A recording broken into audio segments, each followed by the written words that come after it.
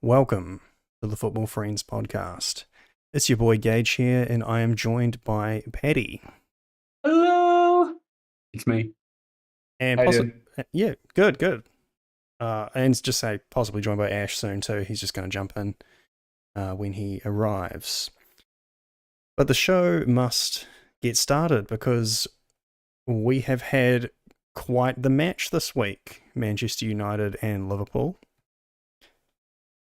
How you feeling about Not that? even, not even the best Manchester game, Oh, but well, I mean, at least this Manchester won. yeah. Um, Obviously tremendously disappointed. Mm. You know, I think I bagged out both Sancho and Rashford last week, and you know that is exactly why they scored. No other reason. Uh, It's funny you say that. I will get into that soon. yeah. I mean, obviously, I'm really disappointed to at least not have taken a point. And I'm thinking that look, we haven't replaced Mane. We just straight up we haven't replaced Sadio Mane. Well, I mean, you got Darwin Núñez. Yeah, It's he's not a replacement. it's it's He- getting there though. Like, look, I He's mean, a he's a different type of player. yeah, but you He might have play a similar. He you might have, play in the forward three, but he's not the same player. I mean, but you still have. Well, it's more about the injuries because normally you would still have Diego Jota, and you do have Luis Diaz. So I don't know. I And almost. Diaz has definitely been our best player so far. 3 games in, quite easy to say, but um, no, I'm extremely confident to say. Well, I mean, you know, you can't predict things that haven't happened, but if we had Mane, I know that we would have beat Crystal Palace, and I know that we would have beat Fulham, and I'm fucking annoyed.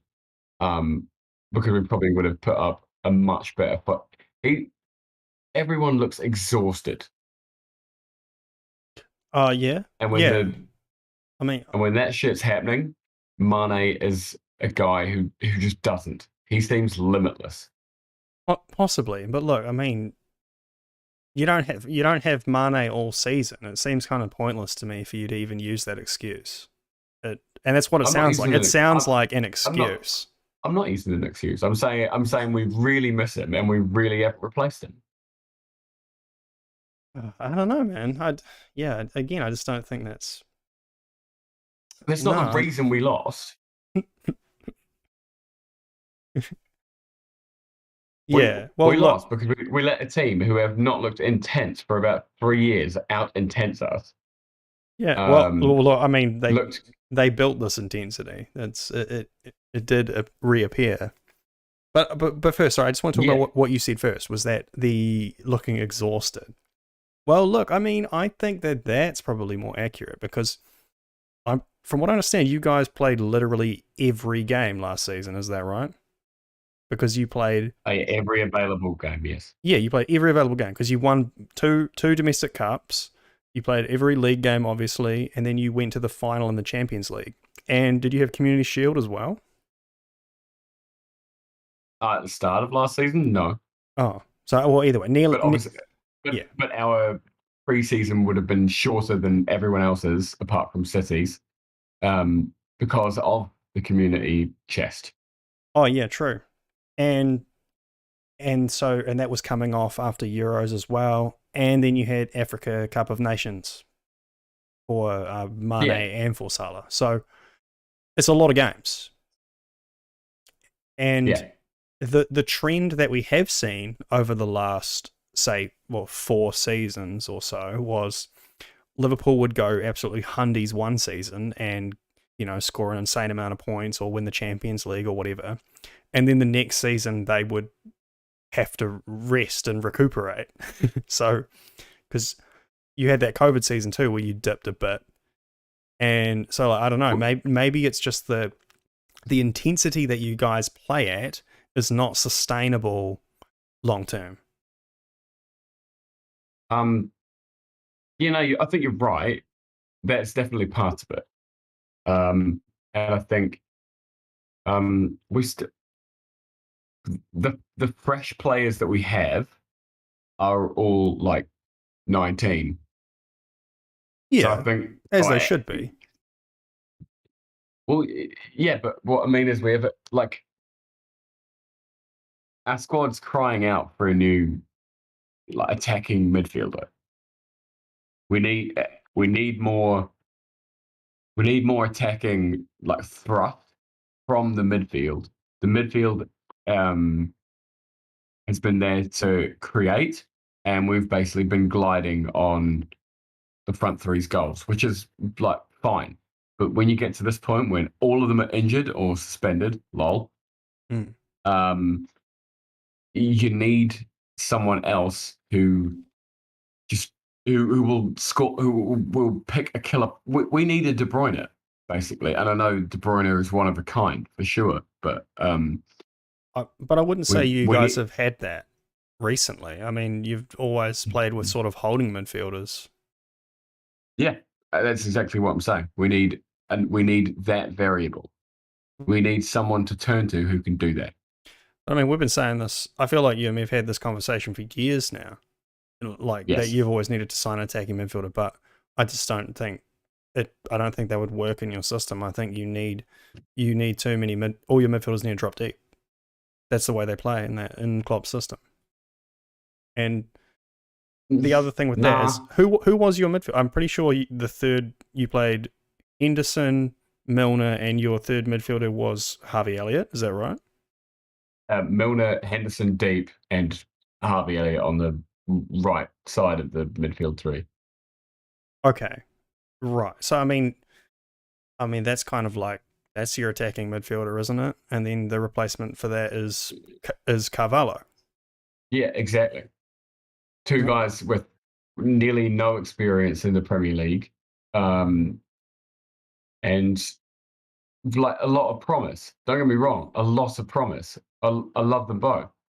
But to not Harvey Elliott start, played really well. I agree. But to not start this game with Fabinho is absolutely insane in my eyes. No, he wasn't ready. He got injured. He picked up a small injury and wasn't fully fit, so he could only play 30 minutes. Fair enough then. Yeah, so he came on at the end, but yeah, we should have let him play the first 30 minutes.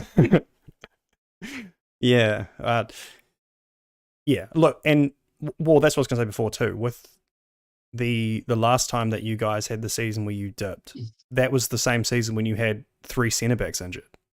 I think that the injuries come along with the exhaustion as well.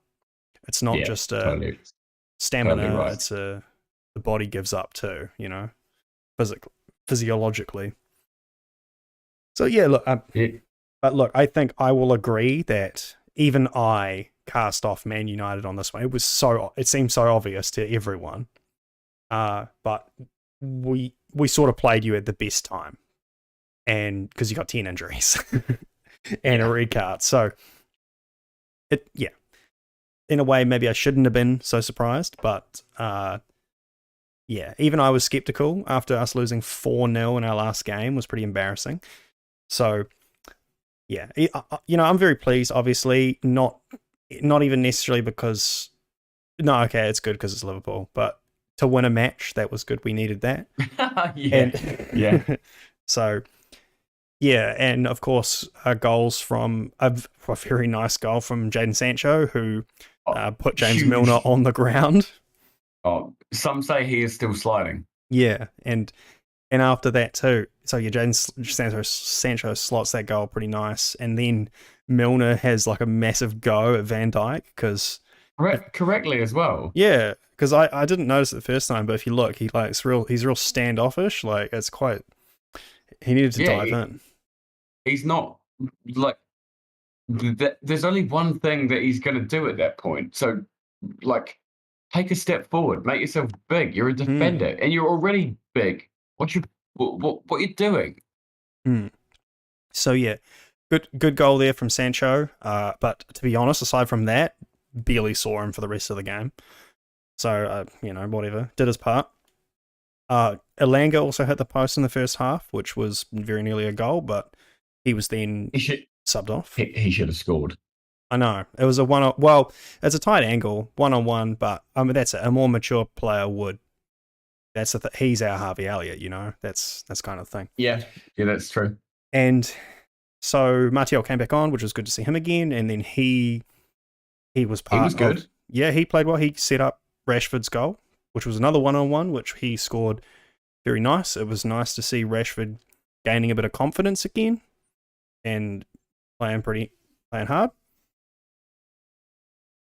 And yeah, again, I think we looked in complete disarray on both goals, really. Like I don't know how you could, like the first one, I don't know how you can have so many people in the box and none of them are moving to defend anything.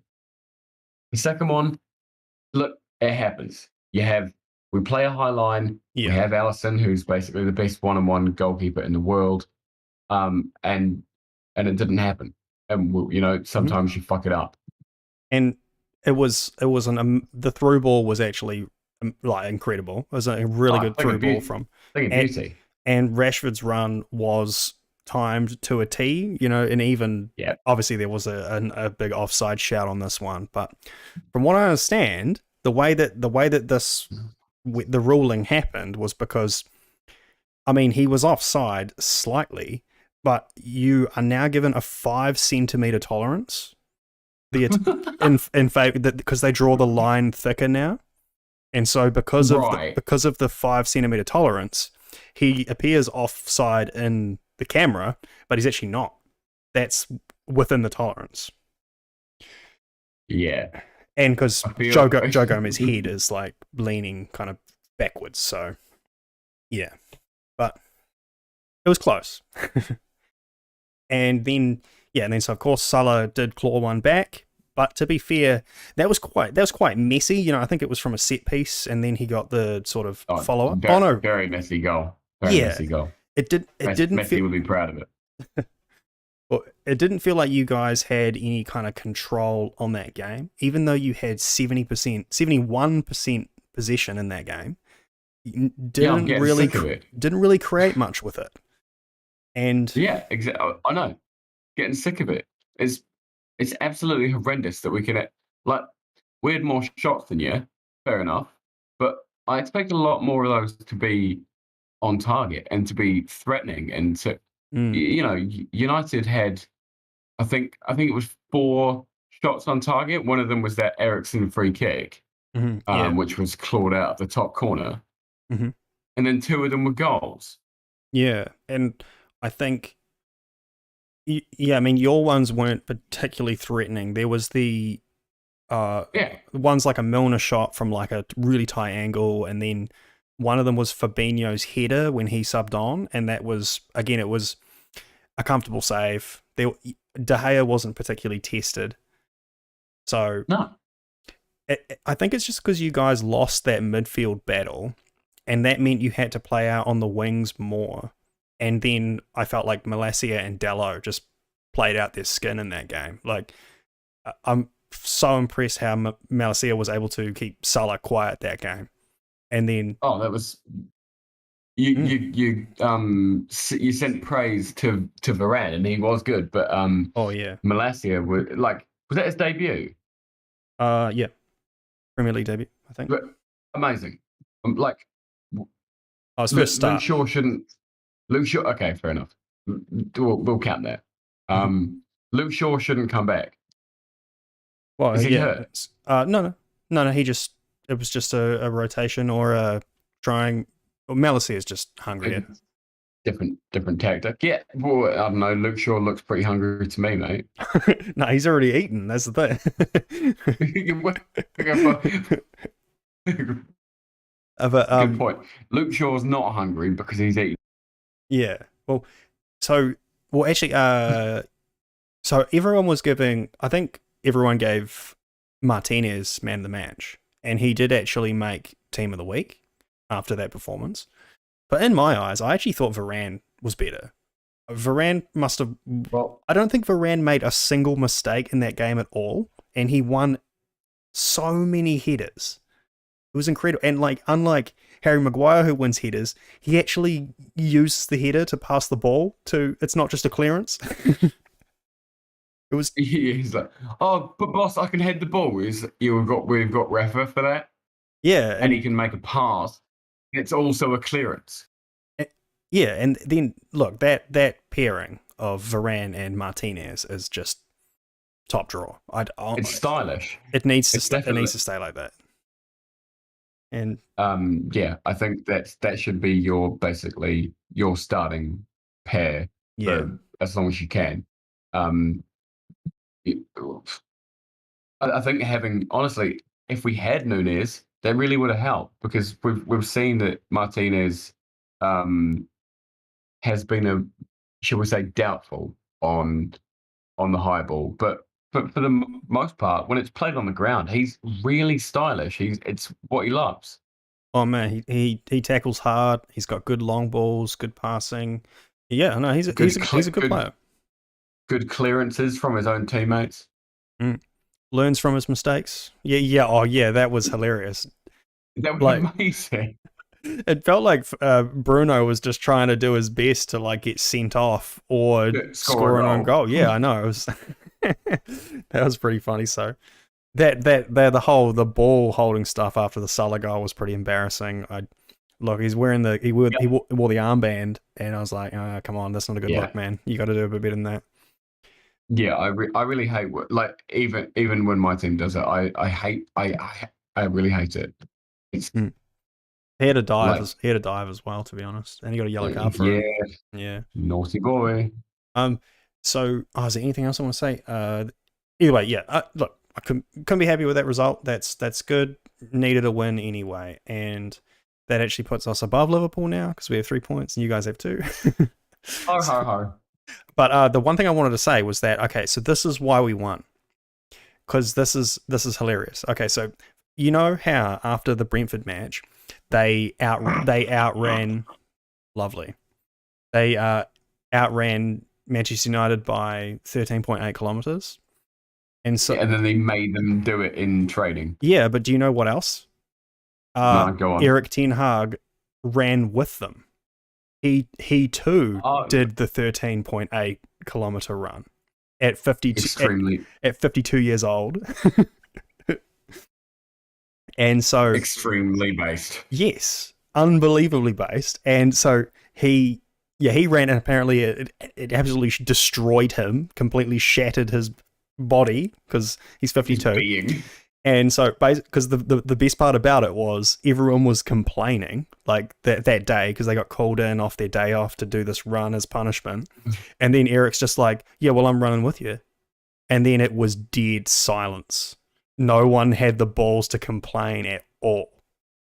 I wouldn't. No way. And then so because of that, they ended up running roughly 14 kilometers more than they had in the last game in the Liverpool match. And they made 51 more sprints than Liverpool in that match. Which is a hell of a turnaround. I was saying, we were out intensed by a team who effectively haven't looked intense. Well, this is how you build intensity. This is how you create intensity. Because I'm not done. There is one more thing that Erik ten Hag did as well. So it's he gets balls out. Almost.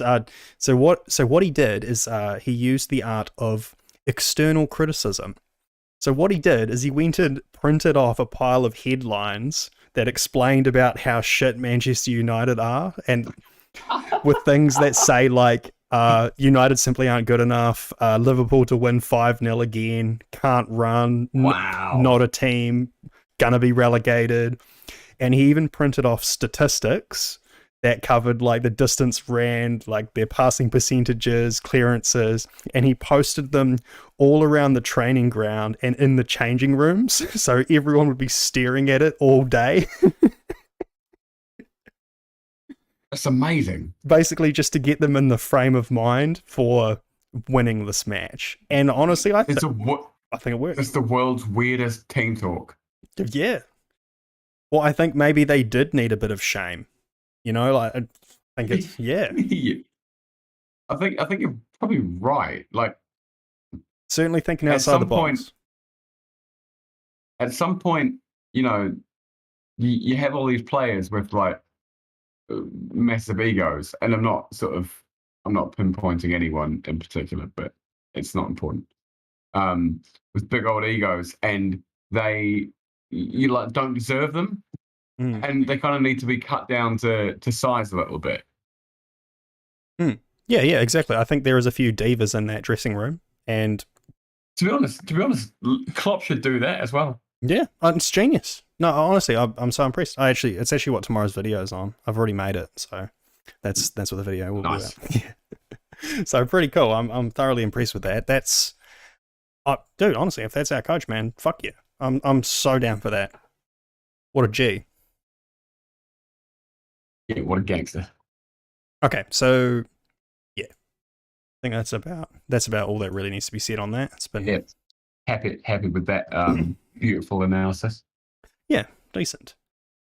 Okay, so we still have no Ash, but what would you like to move on to next? We have the Manchester City game against Newcastle. Yeah, let's do that one. Let's do that one. Yes. Okay. So, what a match! That was actually insane. I think that up until this point, Manchester City hadn't even conceded.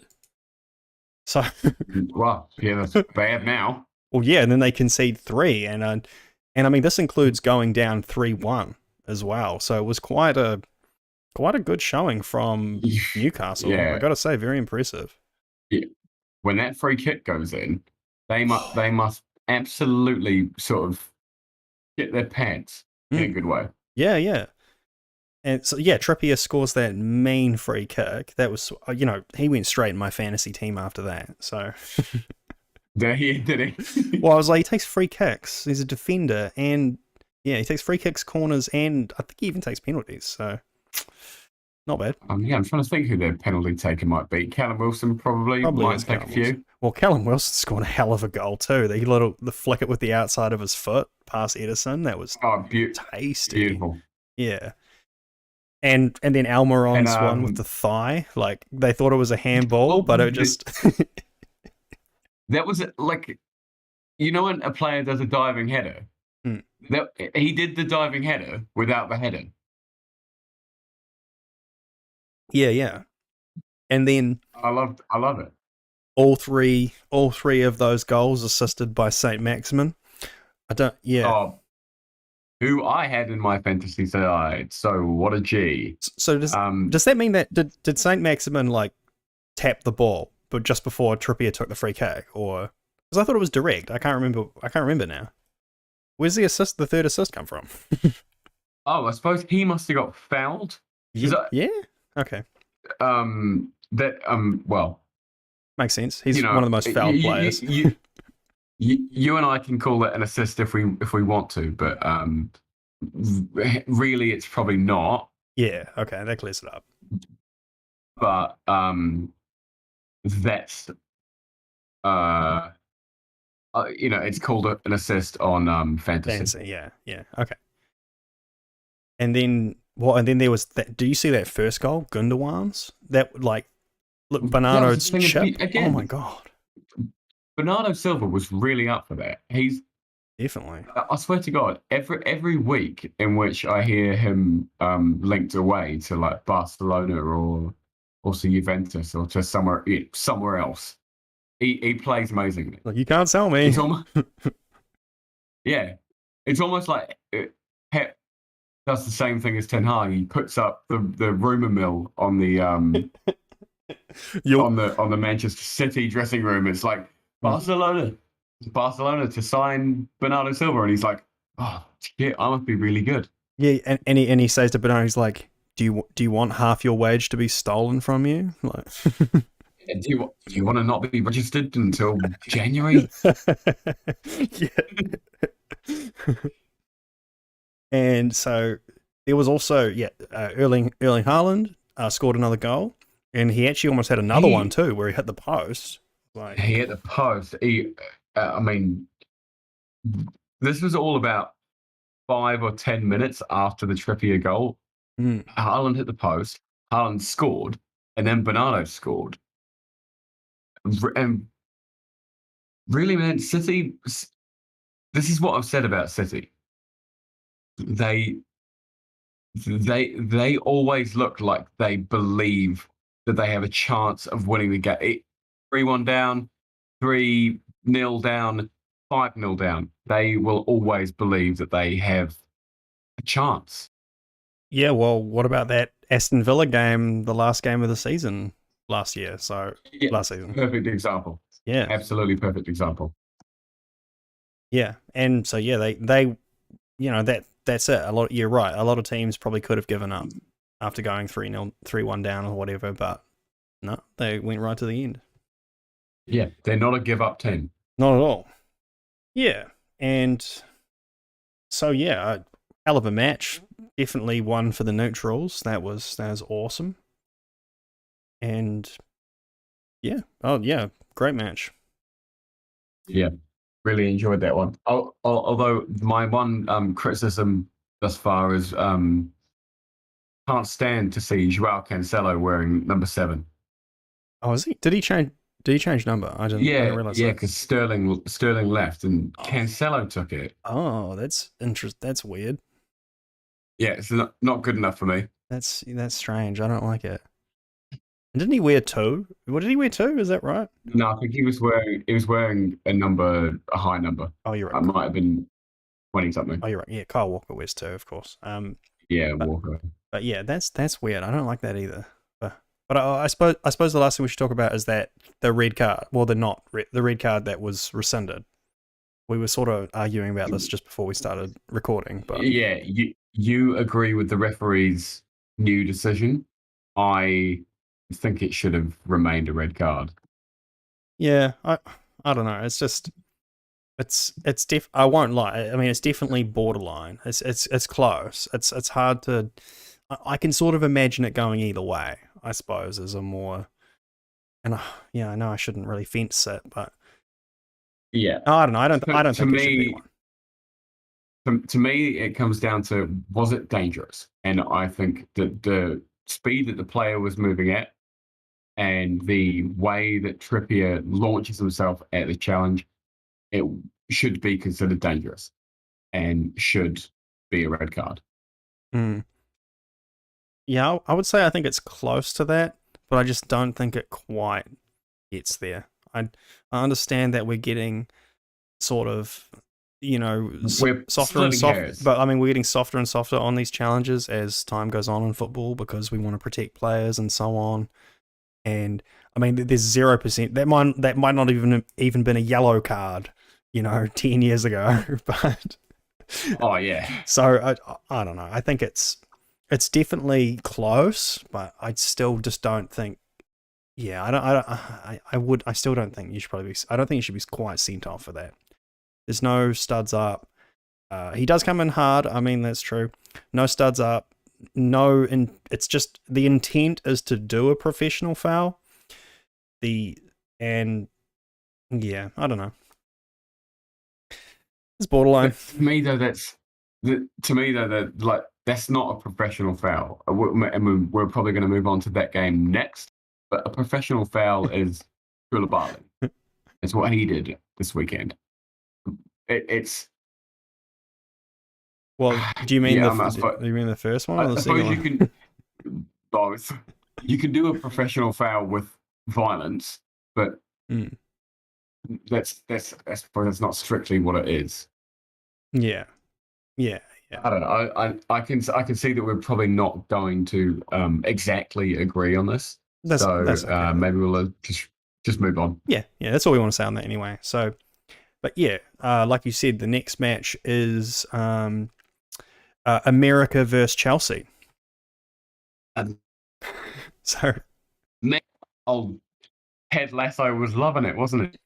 Yeah, and so with Captain America being held hostage at Chelsea, Leeds United with their couple of Americans thought they had to, destroy Chelsea to free their captain. To set him free. Yeah. Yeah. And that Aronson fella, he's an American national team player, isn't he? Yeah. So they have Aronson and then that Tyler Adams, other two that I'm talking about. And we're talking about Leeds, by the way. and yeah, of course. And then the coach is American as well. Yeah, that's right. I think he is tipped to be the next. Is he the coach of America already, or he's going to be the next one? I think I can't remember. I don't think so. Sorry, I'm in Football Manager mode. You can't actually do both, can you? you are allowed to, but you don't tend to. Yeah. So this was a hilarious match. This made me so happy seeing this. I always love it when Chelsea lose after failing to listen to the podcast and take my advice. Yeah. And I think the first goal was the Aronson one, right? With the error from Mendy. When he pinched it off of the feet of the goalkeeper. Yeah, that was ridiculous. That was possibly some of the worst goalkeeping I've ever seen. Like, because Mendy has in his mind that he's gonna just do like a wee Alisson little, flick to turn him, but then Aronson just completely predicts it. Snatches the ball and literally walks it in. Like, it was horrendous. How embarrassing! Like, man. What are you doing? So bad. And then absolutely, what are you doing?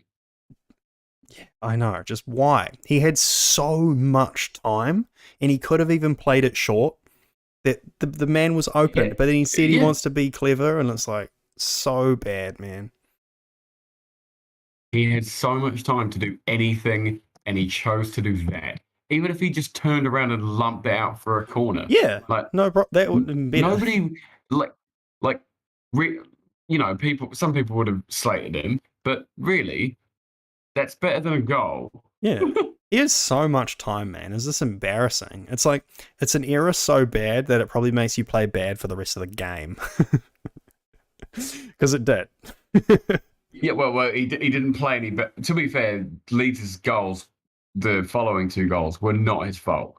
Yeah. They were he didn't do any better than that, really, did he? No. And well, how about Rodrigo?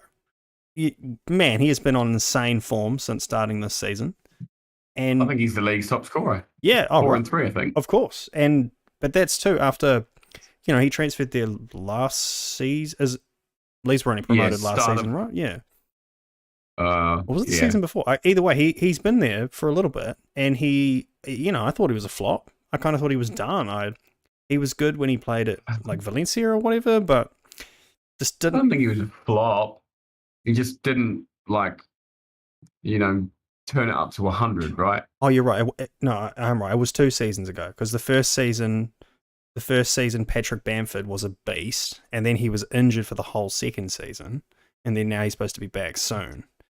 And so Rodrigo's had 2 seasons there where he didn't do very much, and he's already scored 4 goals in 3 games. Yeah, well, I mean, maybe Bamford will have to fight for his position, or maybe they'll just play them both. Because Moreno is not exactly a number 9. Like, number 9 is not his position, not his best position anyway. Oh no, I mean, in the past it was. He like when he played at Valencia, he was a striker, but then he kind of, he's always been fast too, so he has been pushed out into the wing at times, but he is supposed to be a 9 originally. But okay, but yeah, I know what you mean. He's so versatile that you do often get pushed out onto the wing if you have someone like Patrick Bamford. So yeah, but I really like this Aronson guy. I think we talked about him when he signed, and I was like, this is a guy to check out, because he played very well. He's silky, and yeah, to beat Chelsea 3-1 is pretty funny. And then they already won 3-1, and then Chelsea, more pain is dealt to them, where Koulibaly gets his second yellow. Well, quite honestly, in that first yellow card, he pulls the shirt. Oh yeah, You could probably say it's like 2 or 3 different ones. yeah, definitely. He almost pulled the And then shirt off. yeah, it's like just wait till half time to swap shirts, buddy. Yeah, yeah. Um, that the second one, specifically the second yellow card. What are you doing? He just knocks him over, So unnecessary. You're already losing 3-0. And and you're on a yellow card. Yeah. Just after playing He did- so well in the last game too, it's just yeah. yeah. Again, Koulibaly needs to have that picture of him getting a red card on Chelsea's wall. Yeah, yeah. So yeah, well, maybe he can just be he could have it taped to the inside of the dugout for the next game. Yeah, yeah. So, but then like, man, it sucks for Chelsea. Like now do they have like one centre back now to play? Like, Oh God, they're yeah. a bit short. So Yeah, what are they going to do? who's it going to be? Azpilicueta and who's it? Thiago Silva. Thiago Silva. That's it. So they'll probably play. Well, they just sold Emerson as well, so they're probably going to end. What they'll probably do is they'll play Cucurella in the back three, and then Surely they're not going to Chilwell. play a back three. Surely they're not going to play a back three with all these defenders missing. Well, but like, I don't think you can play Azpilicueta in a back two. I get it in a back. Yeah. I get it in a back three, sure, but in a centre back pair, it's a bit weird. I think you're right, but you know how much option do that? God, goal. Well, maybe they're just going to push for this Wesley Fofana signing, like hard out. I mean, they just got another. They got their third bid I think that rejected. is what they're doing. Yeah, they just got a third bid rejected. So I think Leicester are pretty much saying 85 million pounds. Wow. Yeah, wow. That's a lot of pounds. Oh yeah. How much is that in money? Like God. And how much is that in real weight? well, they even made a bid for Harry Maguire. Wow. Which was weird. But again, the thing about that though is I think Harry Maguire could be really good in a back three. That's how it goes for England. So honestly, no, like a weird signing, but not like wrong. Yeah. So yeah, I get it, but obviously we Manchester United straight out rejected it. Which, you can't have everything, I suppose, but you can try. Yeah, I mean, if they were going to pay us 85 mil, yeah. Yeah, I don't think you're going to get that for Harry Maguire. No, not at this point. Well, I was really hoping the Wesley Fofana deal would go through because then Harry Maguire would no longer be the record centre back, highest fee. Yeah. Guys, please, can you just pay like 86? Just that number. Specifically that number. I think Maguire was £80 million. I think he was 85, wasn't he? I think because Van Dijk was 75. I think Maguire was 80, and then Fofana will be 85. Oh, fair enough then. Yeah. So who knows what Chelsea are going to do next week? That's pretty funny. All right. So shall we move on to Spurs? Ash has not shown up. Got that one out. Well done. Oh yeah, I guess he's not going to show up, but we'll cover it. But we can praise Harry Kane for him, basically. Yes. So yeah, which I've already done in another video as well. But Spurs did win just a 1-0, against the Wolves, which is decent. Wolves are a tough team sometimes. Harry Kane header. Well, yeah, they definitely made it hard for them. And Kane hit the bar, I think, a couple of times, or one off the bar and one just over the bar. Yeah, he's so that he's the best one. He's the best one season wonder there's ever been. Mm-hmm. He's off to a good start, that's for sure. And so that goal was his 185th Premier League goal That's ridiculous. for one team. So obviously he's only played at Spurs in England. So we're in the first division. So yeah, 185 goals. That's the record. The record. Premier League goals. Yep. That was held by Sergio Aguero, who had 184 for Manchester City. And so, Well, so he's knocked off 2 or 3 records in one bloody go, isn't he? well, it was also Spurs' 1,000th home Premier League goal as well at the same time. So that's kind of cool. Not a real record. Yeah, but I mean, it is a milestone though, and they are the only. They're the 5th team to have scored 1,000 goals at home since the Premier League started. So it is sort of Jesus. Like I said, it's a milestone. It's cool. And I think he did this 185. It was in 10 more appearances than Aguero. But the thing, the claim, what I say in the video is that, well, when Aguero came to the Premier League, he was already a really good striker. A realised starting striker. Yeah, whereas Harry Kane had about 2 or so seasons at the start where he was sort of in and out of the first team and like not the number one. So those extra 10 appearances can be that, basically. So if anything, it's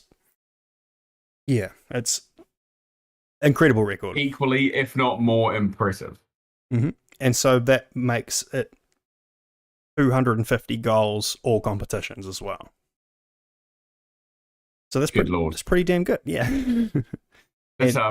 That's quite a few goals. Yeah, well, total it's 250 goals and 59 assists in 389 games. It's bloody good.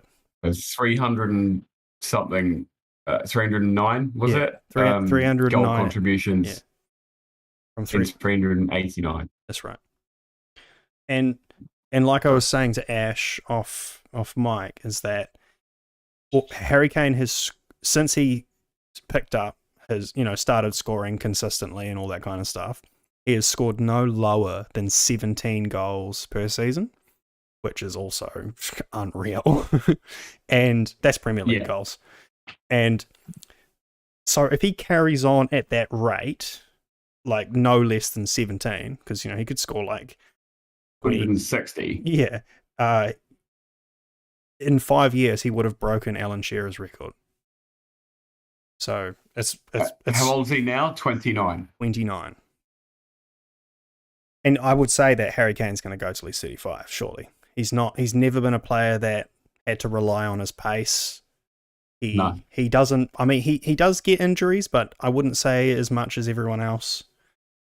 Such a good finisher, and so I don't know. I reckon he'll actually do it. He'll actually break Shearer's record, which is. I reckon he'll do it. I reckon he'll do it as well. And you would think that he would almost never leave England just for that reason. I could see He'll that. Probably never leave Spurs. Yeah, that would be even cooler. That would be amazing. Especially if they go on to, because that's the other side of it. No trophies. Aside from golden boots. That's because he played for Spurs. Yeah. But that's what I'm saying. If they manage to add some trophies to that, then that's unbelievable. I think they should do that, and I think they should like have the aim of maybe the FA Cup or the League Cup this season. They, it's definitely within their grasp to win a trophy. Well, are they top of the table? Pass. Well, they won all 3 games. Arsenal will be. Yeah, you're right. So Arsenal 1-0-3. They're undefeated. They, City dropped points this week. So did Chelsea, and they drew with Chelsea. So I mean, look, they're doing good, and that's what I'm saying. Like Liverpool are struggling. Man U are in a rebuild. City just dropped points. Chelsea are struggling. It's a good time. It's a good time to be at your best. So yeah, absolutely. And so shall we move on to a team who are top of the table, the Gunners? Yes, indeed. Arsenal, yeah, off to a hell of a start, that's for sure. And actually, I wonder how you feel about this, but I just realized while watching the highlights, because young Martin Odegaard has scored 2 goals in this game, and I just couldn't. I was just looking at him. I was like, how the fuck did Arsenal get this guy? Wasn't he supposed to be like the prodigy child from Real Madrid like a few seasons ago? And I'm just like, Look, it's a great question. I'm like, he's your captain, and he's banging in goals. Like he is developing into this extremely high quality player. I'm like, he plays for Arsenal. What? I was like, yeah, honestly, that ended up being one of the best moves they've ever made in recent times. So they didn't even have to pay that much for him, did they? Was it 35? That was what I thought. That was the first number I was going to say.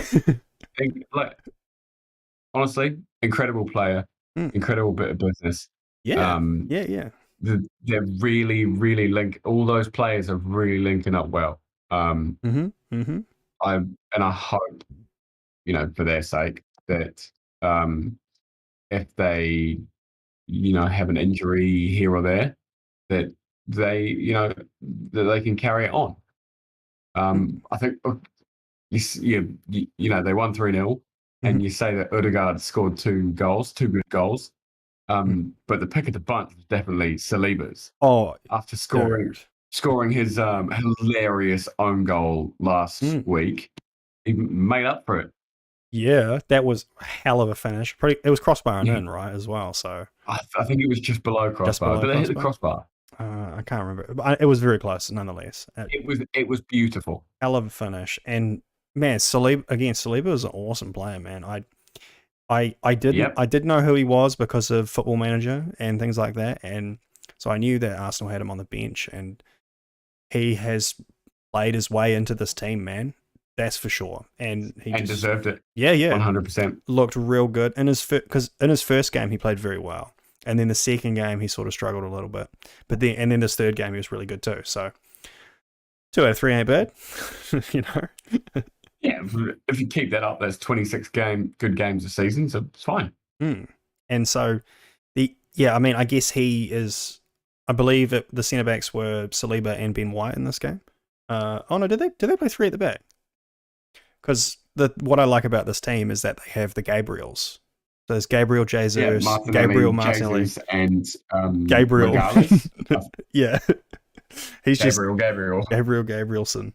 So yeah, that's pretty funny. But then, well, man, it's kind of funny how. I mean, I'll admit to being this too, just because I love dunking on Arsenal. But a lot of people, a lot of Arsenal fans, a lot of Arsenal fan TV people, hated Arteta. They thought Arteta was trash, and they couldn't really see what he was building to, I guess. And he sort of proved them all wrong. And it's credit to the Arsenal board to have stuck with this guy, to see, he's making micro improvements bit by bit, and we're going to give him the confidence, and we're going to, this guy will be a good manager in a few seasons, and it's finally sort of beginning to come to fruition. They didn't Frank Lampard him, yeah. Yeah, that might not be the same thing. Well, who knows? Maybe if they had to put faith in Frank Lampard, it could have been different. I wouldn't say Arteta's early days they're probably as bad, no worse than. Oh, I thought you meant Frank Lampard at Everton. Well, that's where he is now. Like, imagine if Arteta had ended up at like Everton. Yeah.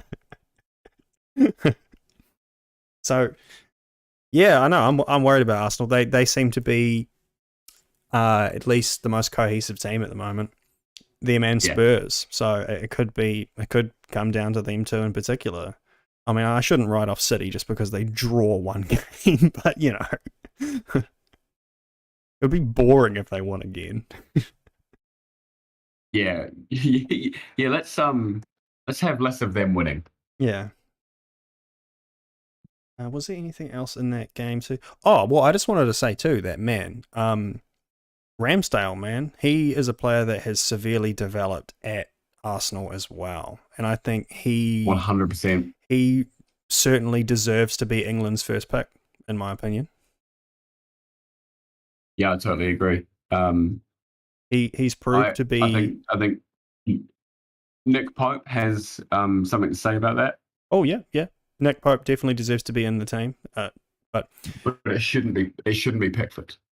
No. Well, after I saw there was a stat that came out the other day, which they brought up to rip out De Gea, which was like goalkeepers who have made the most mistakes that led to goals. I mean, of course, they ignored the fact that De Gea had been in the league for double the length of everyone else in this list, but top of the list, right? Top of the De Gea was third. Top of the list, Pickford. Good lord. Well, and second was Lloris. So yeah, again, another guy who's been there for like 10 years. Yeah, exactly. So, but yeah, so Pickford has managed to do, I think it was like 18 mistakes that led to goals or something, and it's like, oh, this is pretty bad. Yeah, not ideal. And De Gea was like 11, so it was quite a difference. But like, De Gea was 11, Lloris was 12, Pickford was 18. So, yeah, and so yeah, Ramsdale, good goalkeeper. He certainly has a cooler head and much more reliable than someone like Pickford. I mean, Pickford can be amazing when he gets his head in the right place, but there's always a howler around the corner, you know. Oh yeah, he did give an assist this weekend though. Did he? So that's amazing. Yeah, long ball right to the feet of Demarai Gray, knocked it in. Decent. I didn't see that one. That's awesome. Well, that's a bit. I mean, yeah, 1-1. That's a bit. I mean, don't worry. He also kind of mispositioned himself for Nottingham Forest's goal. So you know, I see. The weight, the balance of justice has been served. Okay. So is there any other matches you want to talk about? We have Fulham Brentford. If you want to talk about that real quick. I think I'm just happy that for Metro, I think. Yeah, I like read the quote again. Obviously, I like Metro. Oh God, I'll find the quote. So Fulham went 2-0 up, and then Brentford drew it back, and Ivan Toney scored the second of Brentford's two. Sorry. Well, actually, he scored. He did score a second, and then he was offside by a whisker, and it got rubbed off, and then he went on and scored another one. Must have been offside by 6 centimeters. Yeah, you're right. But in the 90 whatever minute, Metro scores, and after seeing Toney do his celebration, he said after the game, "Everyone has idols," he said of Toney, as per the Times. "He used to play with me in Newcastle, and he was my boy. My idol was Alan Shearer, and I am probably his idol."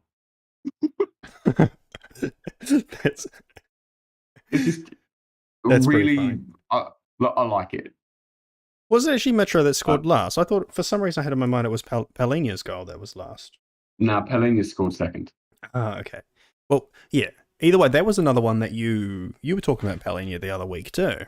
And yeah, he was very impressive. That was his first Fulham goal. Yeah, he's just slotted into that team. If anything, made it better. Like, really good player. Yeah. And well, actually, and even Andreas Pereira had a very good game too. Actually, I was quite it's nice to see. And they have Mbabu as well. You know, that slid under the radar.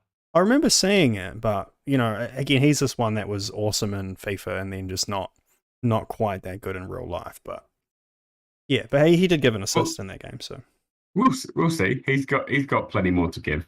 Yeah, and also that Norgard goal was pretty tasty too. Yeah, that definitely was nice. Yeah, I'm happy with all that. Yeah, we got the other one's Crystal Palace. I only want to say that because Wilfried Zaha is on the form of his life when you look at calendar year. So in the last from January until now, he's been unbelievable. He's scored a tremendous amount of goals.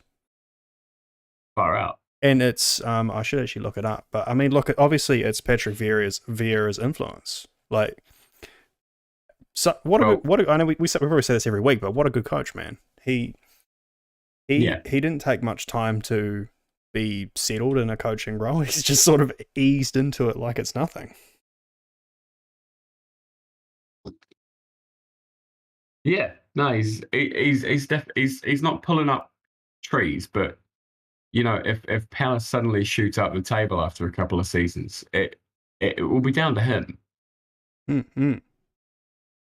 Yeah, so I mean, it's good of him to. Well, he's gone to Crystal Palace and been humble. He hasn't. It's not like he's been thrown into some super high profile job and just sort of showing everyone what he can do. And he can definitely do a lot with a little, because Crystal Palace were, horrific not that long ago. So it's quite, good on him. Yeah, no, definitely a good, definitely a good coach, and definitely deserves his chance. And all power to him. Big Paddy V. I was trying to look up this Wilfred Zaha stuff, but well, he's got 3 goals in 3 appearances this season already, and I can't exactly find what I was looking for, but I remember reading it that he's had basically the best calendar year of his. He's been good. Yeah, and so the only other things were Southampton beat Leicester and Brighton beat West Ham. So yeah, West Ham still haven't scored a goal. They haven't been off to the greatest start, especially after how well they did the last 2 seasons. I'm surprised. Yeah, maybe they're tired. Yeah, very possible. Okay, so we might as well finish with the preview then, right? Yep, do a bit of a preview and then yeet ourselves into the sun. Yes. So first up on Saturday, we actually have Southampton versus Manchester United. So that's going to be I think this is a more interesting test than the Liverpool game, because you guys have got, this is sort of an opponent closer to those you played in the first 2, and you've got to step it up. It's harder to be motivated for this game. Yeah, that's right. And the thing, Southampton's been very much a coin flip this so far. It's been 3 games, and they're just, I don't know. It can go either way every time with Southampton at the moment. So I don't even think they've been coin flip. I think they've been average in all 3, despite winning at Leicester. Yeah, so hopefully that we can get another win in the books. I'm hoping it's going to be the debut for Casemiro. It should be. He would have played in the Liverpool game, but they weren't able to get his work visa across the line quick enough. So yeah, I think he was only registered about 4 minutes before kickoff. So yeah. So it's he was at the game in time. But that'd be cool. It'd be good to see. Oh yeah, exciting, very exciting stuff to have Casemiro. That's a really, really amazing signing. So next, we can dig into that one a bit later on. Yeah. So next up, I have here is Brentford Everton. So again, Everton have not been off to a good start, and as we suspect. Yeah, but I think Brentford probably do have enough for that one. Like home and away, they look impressive. They look intense, is a word that I've been praising on this show. Yep. And probably enough to go over the line with that one. Yeah, I'd say Brentford on that one. So and then Brighton Leeds. Brighton's on amazing form. They beat West Ham 2-0 away, and they've beaten Man U. And so are Leeds. I don't know though. Brighton's a honor. I actually think Brighton could go really far this season in general. They've looked so good the start of this season, and when you think about how well they were doing the end of last season too, they're a really quality team. So Yeah, Draw. could be. It could be. Yeah. Chelsea, Leicester. Yep. Well, Chelsea again, like we said, they're going to have these centre back issues. They have no Koulibaly for this game, unless they Yeah, can sign Fofana. and then Fofana's probably going to decide to not play. So both teams are going to start with one centre back. Well, Fofana didn't play for Leicester's last game either. That was actually the interesting thing. They were surprised that he didn't play. They thought that he was not playing because he was going to go to Chelsea, but then they rejected the bid. So I don't know what that's about. But he probably wants to. Oh, I can imagine. Well, the other one's that guy from Everton. You know, we talked about last time. Was it Gordon? Is that his name? Yeah, Anthony Gordon, yeah. It looks like Chelsea are going to get him, and he's going to pay like 55 mil or something ridiculous. Good God. He's told Everton he wants to go. I know. So that's pretty funny. But yeah, so that'll be funny if